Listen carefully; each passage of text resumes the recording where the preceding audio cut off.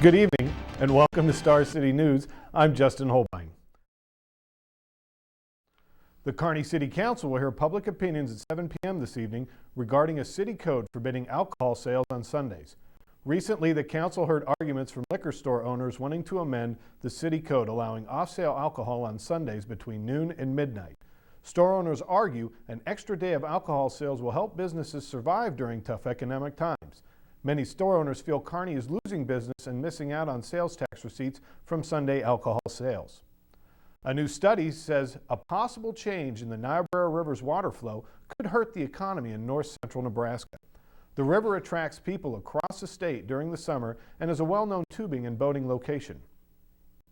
University of Nebraska Omaha economics professor Steve Schultz estimates cutting the water flow on the Niobrara would cost the economy $471,000 to $695,000 a year in lost revenue.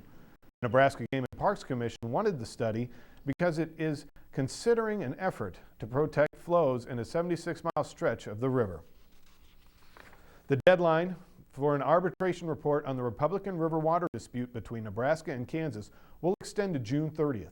The two states are trying to use the report to resolve Kansas's claim against Nebraska for violating the terms of the Republican River Compact. Kansas is seeking more than $70 million in damages caused by the Nebraska irrigators using more than their share of water over a period of years. According to the Nebraska Department of Natural Resources, the Colorado-based water arbitrator will need only one extension of the original June 17 deadline. Following the decision, both states will have until July 30th to respond. Changes in climate patterns have replenished Harlan County Reservoir to the brim from its lowest point 4 years ago since it began using Republican River water. The Kansas Department of Natural Resources believes the problem will continue due to Nebraska's overdeveloped irrigation practices. A tragic boating accident in Omaha this past weekend left one woman dead, another critically injured, and the boat driver cited for driving under the influence. With the weather warming up and more people taking to Nebraska waterways this summer, Star City News wants to remind viewers of the importance of safe boating. Following these guidelines will lead to a more enjoyable summer of boating fun.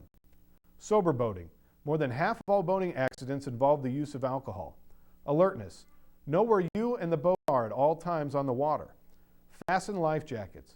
Federal guidelines state one functioning life vest for each person on board, and a few extras won't hurt.